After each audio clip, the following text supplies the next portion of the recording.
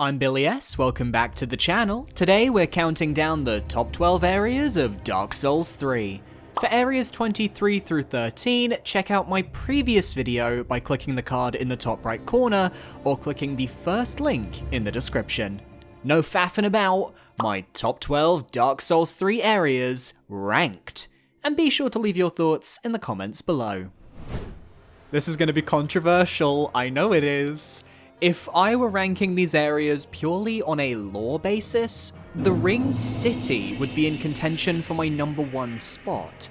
But these area rankings of mine always favour gameplay above else, because lore is cute, but I'm not playing lore, I'm playing a game.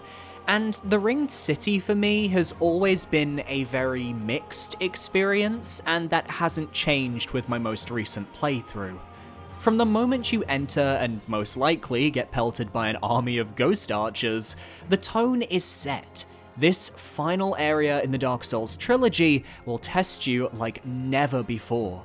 Making it to the first bonfire and down to the main town, we come across the Ringed Knights, easily the best looking enemies in the trilogy, what with the giant dark sign emblazoned across their chests, along with their flaming powerful weapons.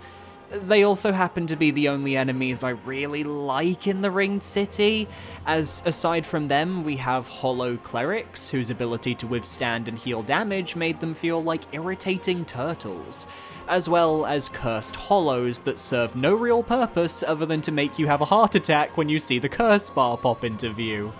I wouldn't hold so much of a vendetta had I not accidentally died to one of them right before I was about to reach the swamp where the second bonfire was, which wouldn't be painful had I not painstakingly cleared out all of the enemies on my path through the city, and the idea of doing all those fights again that took me a good 20 minutes had me sprinting through without a thought for combat.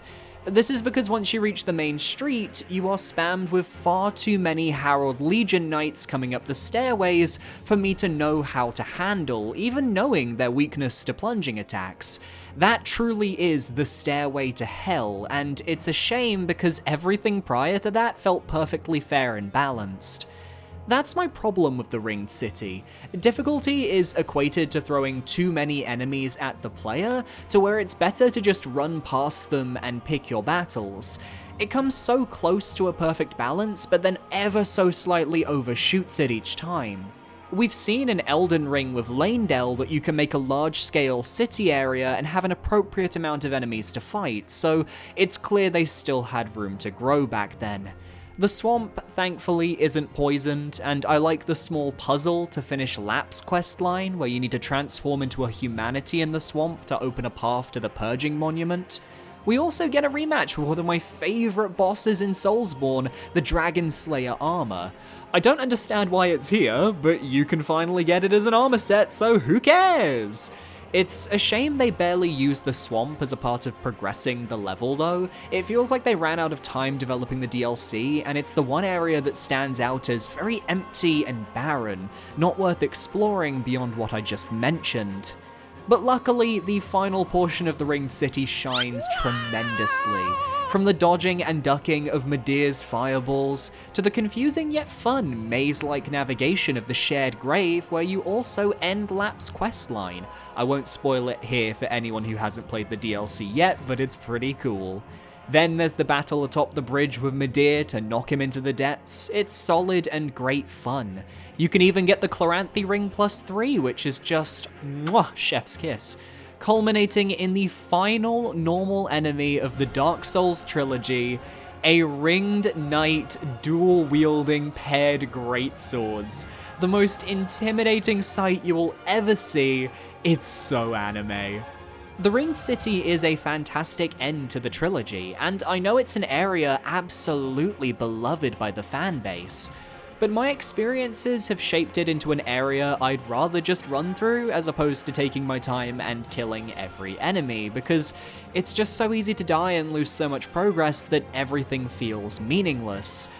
I don't want to say this, but I'm going to. I think the bosses hard carry the Ringed City in terms of people's perception of the area, because Gale and Midir are fucking phenomenal, and it's easy to view the Ringed City and its bosses as part of a whole, which is fine, that's how you should look at a DLC. But that's not how I'm ranking this video. The boss arenas are absolutely stellar though, and I can take those into consideration, even if this segment is definitely running too long. Midir's dank, dark cavern feels like you've fallen to the depths of the earth, which is impressive given the Ringed City is already supposed to be at the lowest elevation. And then Gale's arena, I mean, come on now. It's the area from the Dark Souls 3 promotional material, from the intro cutscene to the game. That is full circle, and truly the end of the world. And just missing out on my top 10, we have the final DLC location in Dark Souls 3, the Ariandel Township. This encompasses the chapel, the Corvian settlement, the hills behind said settlement, the Nest of Rot, and the chasm where you find and fight the Gravetender. Each of these mini areas feel incredibly well designed and appeals to my personal tastes, which is tight, interconnected level design that wraps around and utilizes shortcuts in a meaningful way. The Corvian settlement being the easy highlight of this DLC from an aesthetic perspective. What with the sickly Corvians hobbling through this Resident Evil village-looking street, only to then be attacked by the equivalent of X-Men's Wolverine as the Corvian Knights make themselves known. Easily one of my favorite enemy designs in any game, incredibly intimidating whether you're taking on the Rapier variant or the Crow Talon variant. You're in for a tough time as their speed and ferocity can overwhelm any player. This area is short but fun, letting you climb onto rooftops and make your way over a sealed gate to the large building in the back. You can find rot building up in the houses, hinting at the Painted World's sickly secret, but that gets put on the back burner when you meet the trade of the season, Sir Wilhelm and his low, dulcet tones. I'd rather go on a date with him than kill him, but I love that he uses Freed's Black Flame as a nice hint of what's to come. The hills behind the settlement are somehow the most maze-like location in any of the Souls games. I cannot tell you how many times I got lost here trying to figure out which way was up or where I left one of my shortcuts. There's a bell you can use to anchor yourself as it's in the center of the area, but it's hard when various Farron followers begin popping out of the woodworks, and that's before the Millwood Knights. Not Milkwood Knights, like I said in my last video. Start using their earth-shaking abilities to make it impossible to stay still, otherwise you'll just be launched into the air. Aside from the archers towards the end of the area that I tend to run past, everything else I'm more than happy to fight, and I even found myself almost slain by this area's resident wolf pack. This is difficulty that feels hard, yet fair, and it's partly why this area ranks higher than the Ringed City for me. The Nest area it's the Nest. There's not much to say beyond the horrifying visuals and the disgusting enemy types, but it's a good reveal for just how deep the Rot of Ariandel goes. There's also the path down the roots here leading to an NPC invasion in the original arena of Crossbreed Priscilla. I almost wish the optional boss was fought up there as opposed to in the Field of Flowers below, but I love the reference. Speaking of the optional boss, the chasm leading down to him is a nice extra use of the rope bridge gimmick from the main game, and I enjoy the challenge of making my way down the winding routes to the depths below. Though aside from that, the area is pretty bland, with a few enemy crabs and a couple tree women on the far side. The boss arenas of this DLC work wonders though. Champion's Gravetender may be the most throwaway boss of all time, but that arena with the beautiful flower field encased in ice and snow was stunning. And shoutouts go to Sister Freed's Chapel with how that boss arena grows in size as the battle progresses, stripping away that gorgeous wooden paneling to reveal the stone walls beyond, showing how this room truly is just a dungeon for Father Ariandel. Also, those floating candles that never got patched? Iconic. If I could just take 20 seconds of your time, I'm trying to reach 10,000 subscribers by the end of 2023, and we can definitely do that. You see, over 60% of my viewers aren't subscribed. Let's rectify that. Harry that subscribe button, and you'll get weekly Soulsborne content every single Wednesday. Back to the video. Starting off my top 10, we have another controversial pick. I feel like this entire video is going to be controversial, I'm not gonna lie. It's the Catacombs of Carthus. I'm aware fan reception of this area is quite mixed, and I can see why. Skeletons have often been one of the more controversial enemy types in Soulsborne ever since Demon Souls, and to an extent, they do continue that infamy here, but the design feels more intentional and well done here in Carthus. There are two main new types of skeleton to see, being the glowing-eyed skeletons that have the ability to Sekiro Shadows die twice, and revive once after being killed. Alarming at first glance until you realize they stay dead after being killed a second time. It can be pretty tense when you don't realize a skeleton can revive until it's stabbing you in the back. The other main type of skeleton are the two Carthus skeleton variants, the Grave Warden and the Swordsman. These larger foes have the ability to flippy-dippy and do the splitty, dancing around the player with quick movements. The Swordsman variants are the easier of the two, wielding curved swords and giving you the sensation of dueling a fellow knight. It's the Grave Warden variant that is perhaps most infamous, able to bounce around whatever arena with the speed of Sonic the Hedgehog. They utilize quick slashes of their shotels, which is bearable, until they pull out their unlimited stock of kukris and begin to decimate your health bar bit by bit. There was one Carthus Grave Warden who actually revived after I killed him, and it was a full Tom and Jerry battle. I only barely managed to survive. Aside from the enemies, the catacombs are a maze-like structure with a fairly obvious main path, but with a ton of side paths to explore.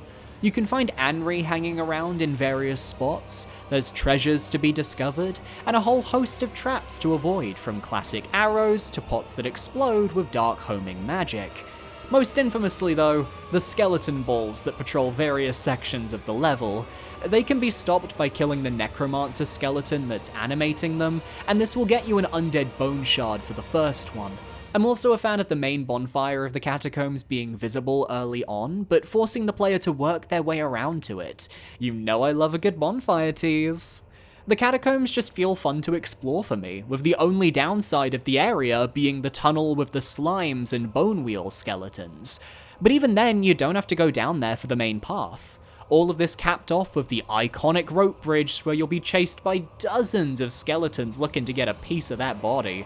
It gives the vibe that you didn't conquer the catacombs, you got chased out and barely survived, which I love. As I mentioned last video, very Indiana Jones. There's also a stray demon you can fight before the Smoldering Lake area, and while I failed to make it happen in my playthrough, I love when you can get the Mimic in the same room to fight and actually kill the stray demon. It's so entertaining. I think the Catacombs gets a lot of hate due to its placement in the game, coming after the Crucifixion Woods and Farron Keep, which are both considered very dull to get through, especially when Irithyll is waiting on the other side, which is considered one of the high points of the game. People just want to get there faster, but give the Catacombs a chance next time, and even if you don't enjoy them, I'll enjoy them for you. An area with so much potential that doesn't feel fully realized, Archdragon Peak is the base game optional area only accessible by performing the Path of the Dragon gesture on the balcony outside Irithyll Dungeon. This takes you from the cold winter night to a rocky mountainous blue sky. It's rare to see a perfectly normal looking skybox in the Soulsborne series, so from a pure aesthetic perspective, Archdragon Peak stands out as one of the best looking areas in the game. But does the level design match? I think the second half of the level is much better than the first, and it comes down to two major factors. One, the Ancient Wyvern boss, and two, bonfire placement. You see, I suspect the Ancient Wyvern wasn't supposed to be a boss in the game, as its arena just feels like a normal, explorable area.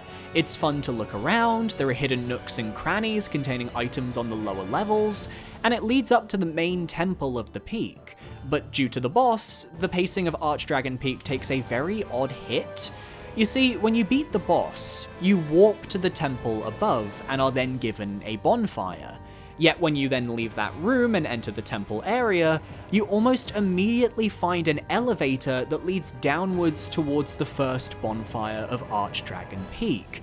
which makes me think the bonfire you get from beating the ancient wyvern wasn't originally part of the level plan, because it makes that entire elevator shortcut completely obsolete. Had the first Archdragon bonfire been the main bonfire until you reach the belfry on the far side, as well as maybe cutting the wyvern boss, this area's pacing would have been significantly stronger, and it genuinely would have been enough to raise it a few positions on my list. That's a problem with Dark Souls 3. It gives so many shortcuts in its larger levels, but they're constantly overshadowed by poor bonfire placement, and because you can just walk between bonfires, why use all these shortcuts?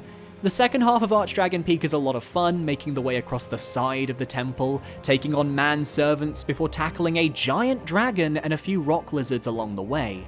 I do think the man-serpent enemies are a bit tedious to fight in terms of how fast they can be, especially the dagger wielders, but ultimately it doesn't affect my enjoyment to a negative degree. It's entirely doable to make it to the Belfry Bonfire by killing all the enemies, something I never did in my original playthroughs, but can do now I have more confidence. Just don't get stun-locked by the rock lizards roll and roll and roll and roll and roll and... The last part of the level before the boss is technically optional, which is a shame because I love when areas give you a path that winds through the whole zone before showing you the boss. But I love killing the enemy gauntlet and making it to the altar where you can see the dragon corpse on the mountain ahead. And who can forget the Havel Knight chilling on the rooftops? He may not be my Havel, but he hits just like the OG, and for that I applaud. All of this culminates in one of the best boss arenas in the game, atop the stormy, windswept clouds high in the sky.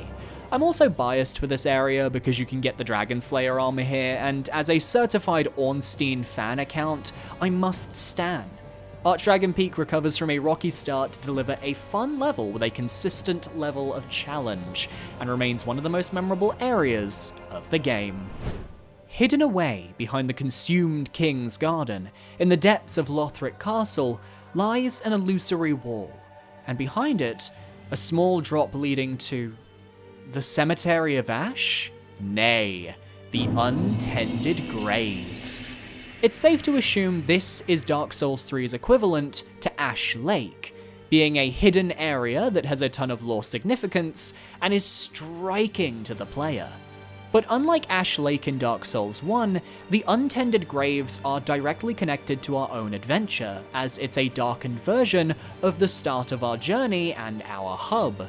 Much of the lore of the Untended Graves has been debated over the years, but the most prominently accepted theory, thanks to Gundir's armor set, implies this is a location set in the past.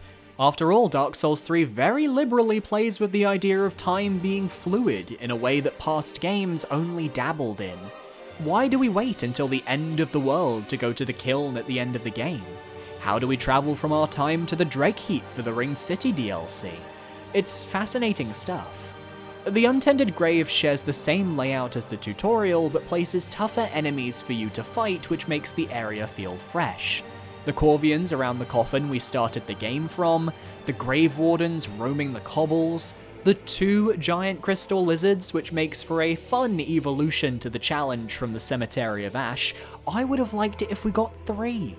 I do find it funny that the lead up to Champion Gundyr though has you fighting the same basic hollow enemies, except their damage is buffed significantly. Does it make sense? No, but it's funny. Of course, the main aspect of this level that I love is the Dark Firelink Shrine. Here we can find Black Knights guarding the area, and it really reminds me of the kiln from the first game in that sense, which makes sense given the main reasons for coming to the Untended Graves involves finding the hidden Firekeeper eyes for the Firekeeper's endings. We also get the Coiled Sword fragment, which acts as our permanent homeward bone, I love, and we can even talk with the Handmaiden, who activates my bias further, as you can purchase the Wolf Knight armor from her, the armor of my beloved, and as a certified Artorias fan account, I must stan. I love an area that can capture so much attention in such a short amount of time. From the mystery of its lore, to the usefulness of its items, for the fun of its enemies, and so much more. The only reason it doesn't rank higher is just due to its size, but I think we can all agree that the Untended Graves deserves to be in the top 10. And straight after, we have the last minor area in the game, the Kiln of the First Flame. Obviously, this isn't really a level, it's a glorified set piece leading to the boss with no enemies and only 2 rooms. And yet it's one of the most visually designed areas in the entire game. Thinking back to before the Ringed City DLC existed, this area was the precursor to the Dreadheap, a world collapsing in on itself, reality twisting and bending as everything breaks and burns around us. The only way to access the Kiln is to burn the cinders of the 5 lords, and that cutscene is so impactful. Seeing Ludluf just melt into ashes in an instant is such a moment for the player, and a somber reminder of what it means to be a Lord of Cinder. We take their cinders and become the enkindled ash who has the power to light the flame. And we're warped to the end of the world, a dark firelink shrine, but different from that of the untended graves. Instead, there's no candles or fires, only ash and the natural light fading in from outside. As we step out, we see a gorgeous view of a destroyed world, and in the distance, the Kiln and that terrifying dark sign eclipse, the end of days approaching. I do wish we didn't warp via a bonfire to reach the hill to the final boss. It would have been cool to have me make my way across the ruins, but they were clearly saving that mechanic for the Dreadheap. Instead, we reach the bottom of the hill and begin our ascent, until that final boss arena. Littered across the grounds are the weapons of those long past. Whether from those who linked to the fire or failed in the attempt, they set a tone, contrasted with the red patches of flowers blooming under the ash, and at the center, the avatar of flame, the soul of Cinder awaits. I'll go more into this arena and why I love it in the boss ranking videos coming over the next few weeks, but it's so visually appealing and easily my favorite of the Dark Souls trilogy final boss arenas. Yes, even more than Dark Souls 1's Kiln. The Kiln feels grand in scale and scope, and fits the themes of Dark Souls 3 perfectly. I could see an argument for this area being lower as there's not much gameplay to it, and I did say when I ranked the Ringed City that gameplay trumps lore, but you know what? I'm evolving as I write this script, and I realize I don't need to defend my choices or justify them, so much as just explain them with concise clarity, and if people agree, cool, and if not, also cool. You know, for how much I ragged on Dark Souls 3's early game in terms of its pacing, it's ironic that it still has some of the game's best designed interconnected areas, and just missing out on my top 5 is Cathedral of the Deep, the original lair of Aldrich before he absconded towards his winter home because it was getting way too hot in that coffin during the summer. You can feel the amount of love put into every aspect of the cathedral, and it's a trek that doesn't hold back from asking the player to learn the lay of the land and play smart to survive. The rugged mountain path that leads up to the cleansing chapel bonfire is a challenging introduction, pitting you against a spider shield wielding NPC before forcing you to charge through a tough grove of dogs and archers. I've died here multiple times, and it can be brutal for first-time players, but as long as you use the environment, you should be okay. The way the cathedral revolves around a single bonfire is perhaps its biggest achievement. In a game that arguably has too many bonfires and not enough intuitive level design, the cathedral gives me Painted World of Ariamis vibes in the best way. Entering the cathedral is no easy task though, what with a graveyard filled with respawning undead, leech monsters who will inflict you with an ever-building bleed effect unless you have a torch, and your introduction to the Grave Warden enemies who will absolutely demolish new players. That is, unless you lead the enemies to the White Tree and have your giant friend help you out, assuming you spoke to him. You did speak to him, right? From here, you can either progress across the rooftops, the most memorable aspect of the level for me, complete with tough but well-placed enemies and a series of optional paths to explore for extra goodies, or you can take a detour and head down this ladder, creating a shortcut if you need it, and letting you explore the chasm filled with leech monsters, a giant crystal lizard, and a couple items. This area truly rewards exploring every nook and cranny in a way that areas like Farron Keep and Smouldering Lake try, but fail.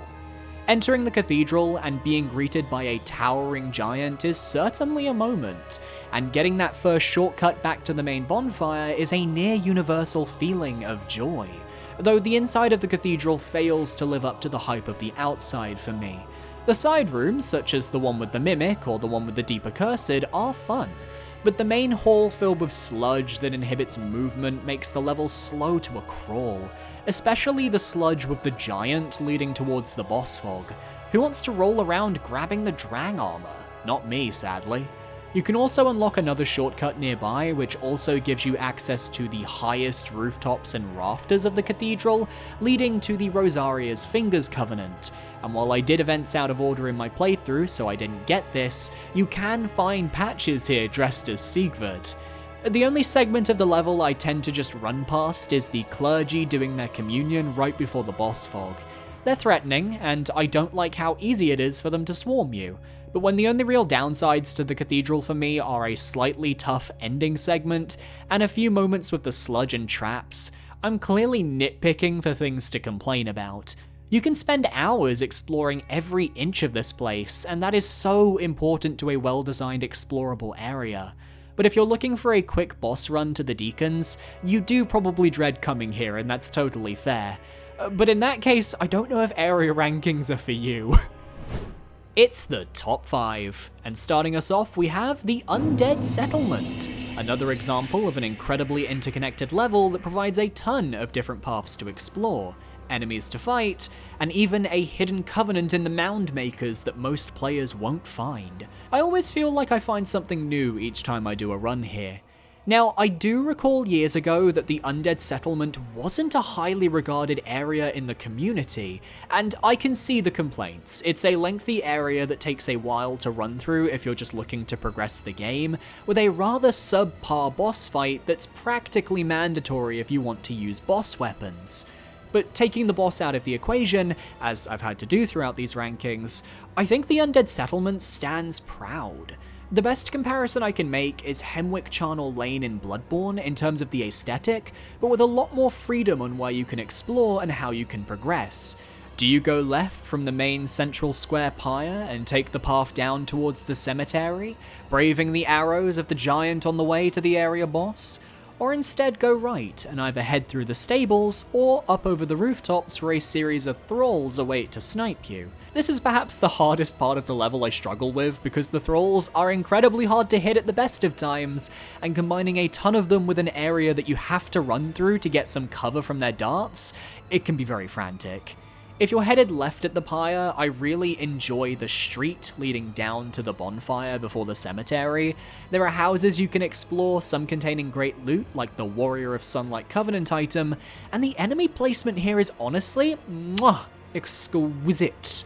Taking the other path towards the center of the settlement, there's a hidden bonfire by dropping off this bridge, and a great introduction to the large hollow manservants. The path to the Giant's Tower is then straightforward from there, giving you an enemy gauntlet to run through, although the dogs can be pretty annoying, while also offering a brief distraction in the sewers if you're feeling adventurous.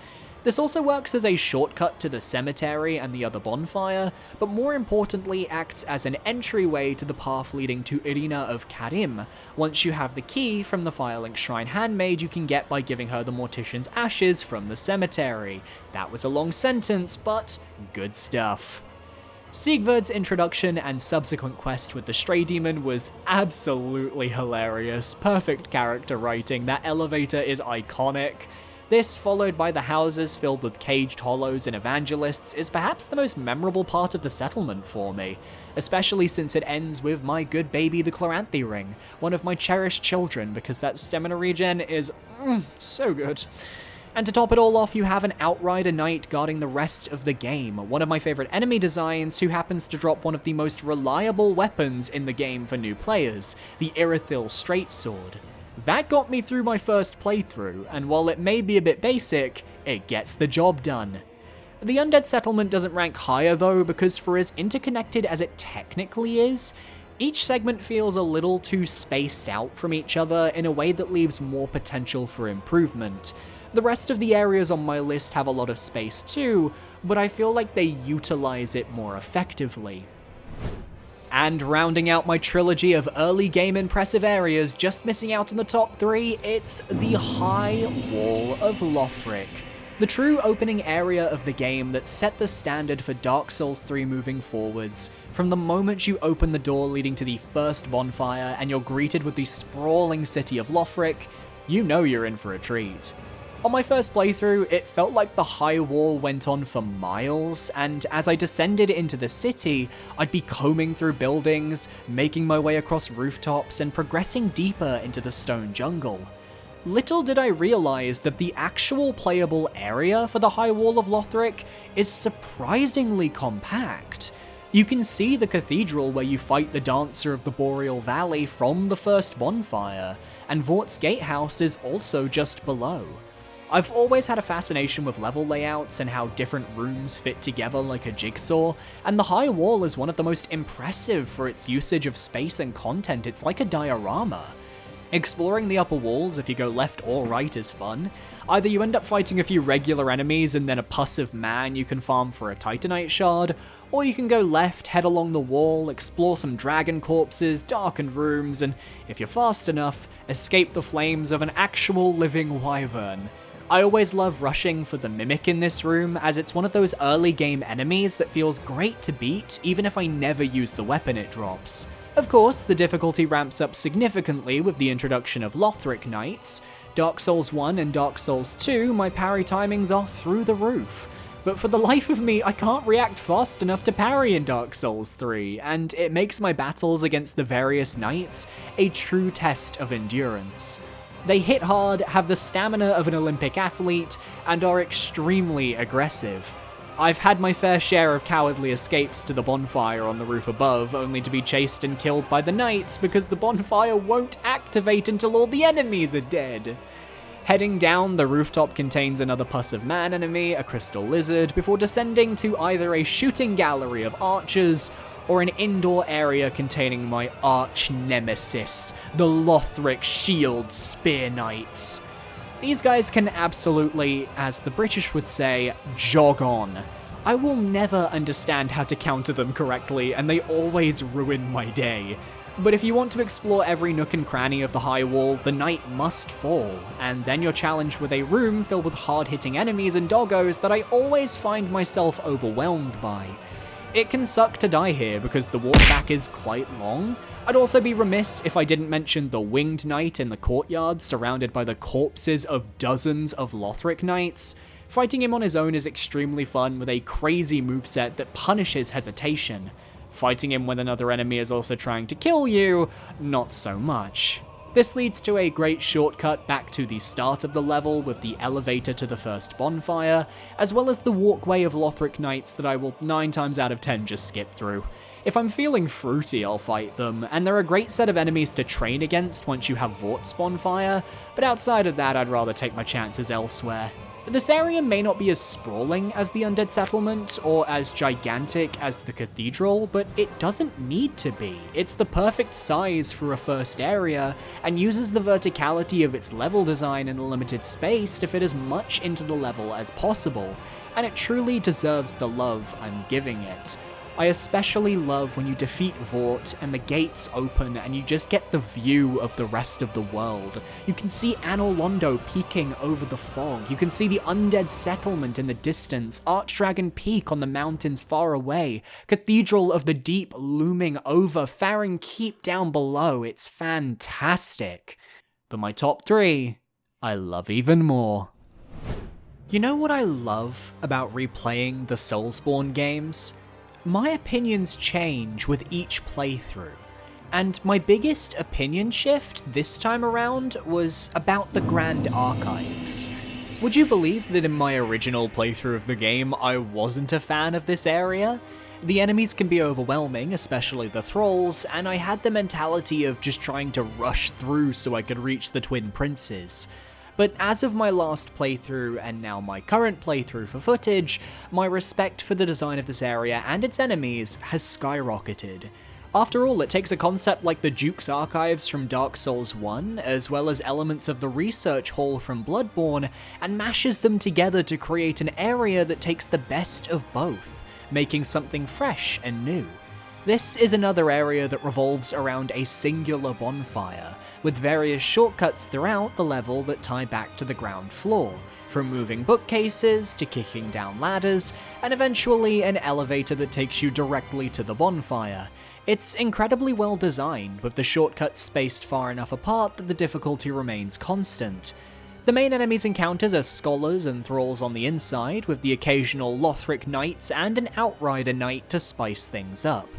You know I really dislike the thrall enemy types, and they happen to litter the first half of the level to an irritating degree, but the genius level design that funnels you through the bookcases and up the various twisting stairs is enough to offset that. Scholars are fun magic-based enemies. They seem very strategically placed so that if you're not paying attention, you will feel a magic missile in your back, but are squishy enough that you don't have to worry about them ganging up on you. And there's a reappearance by the Crystal Sage, whom you have to chase through the level doing damage.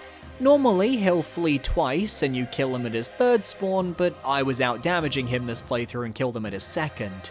The main mechanic of the archives, though, is their obsession with wax. In order to survive, you must becometh candle, dunk your headeth in that white latexeth, and getteth your lifeth. Because a majority of the tomes and bookshelves scattered around have ghost hands inside that will curse you if you approach them bare.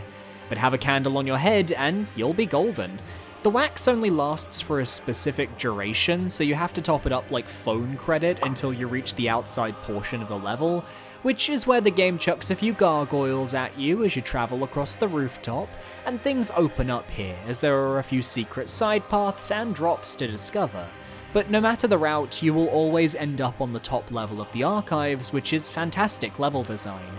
There's a battle against a trio of NPCs, including a mage that will parry you, and two hard-hitting other guys, but with my wind blades, there was no stopping me. The last portion of the level contains the hardest challenges. You can climb to the top of the archives to face some optional Ascended Winged Knights, who are definitely some of the toughest enemies in the game, worth it for the Estus Flask Shard hidden up there, as well as a brief bit of fun in the rafters. Of course, the infamous bridge to the Twin Princes is the final obstacle of this area, and while I generally dislike clear enemy gauntlets, I feel like the Grand Archives earned this. The generic hollow enemies pack a surprising punch if they hit you, and taking down the various waves of Lothric Knights feels like overcoming the odds to break through. And your reward is an elevator leading back down to the Dragon Slayer armor bonfire, a truly blessed shortcut that I didn't know about on my first playthrough. Ouch. The Grand Archives has a perfect flow in its level design, very similar to the High Wall of Lothric, but with a lot more content to explore, and I think it's completely deserving of my bronze medal. And the silver medal goes to the Grand Archives precursor, Lothric Castle, the true beginning of the Dark Souls 3 endgame. While I love a good interconnected smaller scale level like my previous two picks, there's something about the vibe of Lothric Castle as you effectively storm your way through the barracks on your journey to the Twin Princes. It's an invasion, and you're the invader on their home turf. From the moment you climb Emma's ladder and find yourself faced with an incredibly strong Lothric Knight, complete with servants willing to heal and buff the enemy, you know you've hit a difficulty spike, which only continues as you progress to the first bonfire a few rooms ahead. The journey from here to the Dragon Barracks bonfire isn't a long one, but with the amount of enemies attacking you from all sides, it feels like a war of attrition to cut your way through the rabble and make your way to the main checkpoint.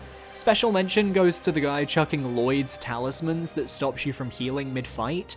I make sure to go and kill him every playthrough.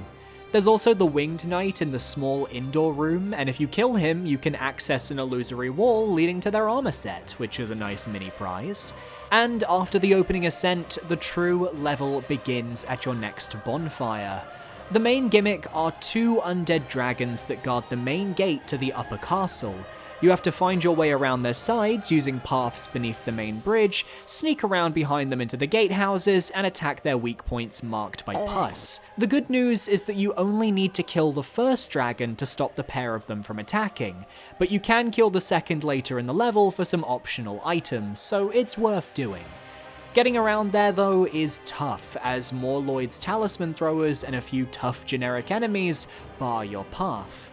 There's also a hidden Outrider Knight that you can fight to gain access to some treasure chests with cool loot, and I'll always give a plus to an area for including these guys. The room containing the dragon's weak spot is Mayhem. You will get firebombed by at least 1 or 2 enemies no matter how you approach. The amount of undead hollows looking to take you down is more than you would expect, and you'll get surprised by at least 1 enemy you didn't notice.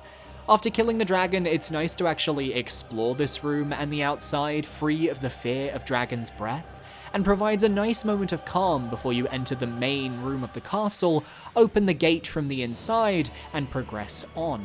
There are a few Lothric Knights here, but the servants are the real issue, healing the knights and buffing them, but always remaining just out of sight so you don't kill the servants straight away. I prefer to just run through this area, especially since right after you have the fog gate leading to the boss, but there are optional paths such as a rooftop escapade leading back down to the barracks, the second dragon that you can kill, and most importantly, a passage leading to the Warriors of Sunlight Covenant altar. As I said at the start, this area isn't quite as expansive as previous locations, but it makes up for it with fantastic theming and that infiltration vibe, capped off with a great boss battle on a bridge you saw from the very start of the High Wall, a brilliant arena to set the stage for your final ascent.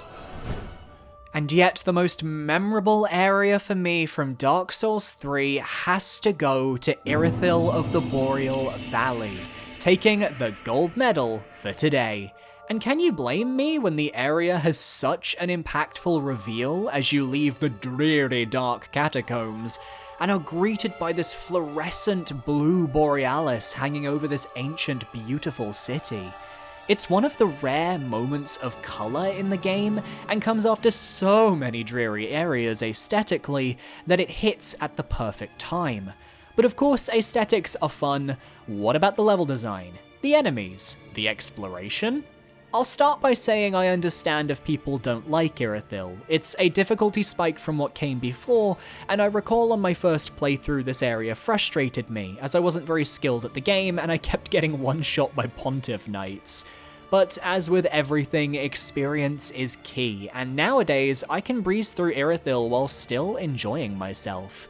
The Pontiff Knights are super fun to fight. They're mini dancers of the Boreal Valley, complete with the iconic Beyblade move. I enjoy fighting them aggressively, as I feel passivity is punished via their moveset. The Fire Witches that are littered throughout the level are great zoning enemies that provide a decent challenge as they can strike when you least expect it. You always have to be aware of their position and the attacks they're throwing out, doubly so when they're mixed with Pontiff Knights or the Irithyllian slave enemies, as you're having to crowd control on top of that. I think my favourite aspect of Irithyll is that despite it being a large area, it's fairly linear for the most part. There's only one true progression path once you reach the Church of Yorshka, but there's enough extra goodies laying around just off the beaten path that you still get that sense of exploration that comes with an open area. More so when you realise that the game is really taking you everywhere in this city as you progress. The bridge you enter where you're attacked by one of Sullivan's beasts, climbing up the streets towards Yorshka's church, then dipping down through the alleys on the western side, darkened houses to the lake below, where if you fail to kill the bridge beast, it'll attack you there. You get the distant manor bonfire, and then it's through the sewers, up through some townhouses that hint at this area's true nature when you walk into a large ballroom and see silver knights and a painting of Guinevere. It's definitely one of the most interesting moments before you learn about Anor Londo. Followed by the street leading up the right side of the city, which is perhaps the most infamous stretch of Irithyll, as you have to handle a ton of doggos and slave enemies that use magic. I've died here more often than I care to admit. It's brutal even when you know where all the enemies are, and I wouldn't blame anyone for being disillusioned with this area because of this stretch. Then the way the area loops back to the start with the Pontiff's Cathedral and the gates leading back to the church, fantastic. The Pontiff's Arena is a gorgeous cathedral, and the portion of the level from there that leads up to the Darkmoon Tomb, where my cutoff for the Irithyll area is a great callback to Anor Londo's archers. Even if I do wish that Anor Londo had the official archers in their official spot from the first game. This place is also home to one of the most iconic fight clubs for PvP. There's a Covenant you can find that is frustratingly annoying to join, there are a couple of giants and NPCs to kill, and a few shortcuts as well.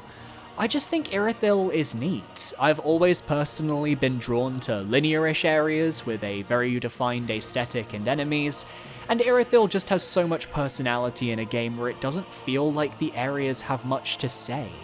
I play Dark Souls 3 despite the areas most of the time because it feels so good to play and the bosses are so amazing. That makes it special when I find an area or two that I think, I can't wait to run through this. And Irithyll is the prime example and my favourite area in Dark Souls 3. And that's not just because it's blue and blue is my favourite colour. Well everybody, thank you for watching. I suspect there will be a lot of disagreements between my opinions and yours, but that is totally okay. We all have our feelings and they are all valid. I would never want to tell you guys how to play these games or how to feel about these areas. Unless you like Irithyll Dungeon, in which case it's okay, we can get you professional help. Just kidding. Be sure to leave a like, comment, and parry that subscribe button for more weekly content every Wednesday. My socials are on screen now, feel free to follow me where you feel comfortable, I recommend my Twitter. A massive shout out to my patrons over on Patreon, you guys are awesome and keep my channel alive. I'll see you guys next week for the first part of my Dark Souls 3 boss ranking videos. Adios.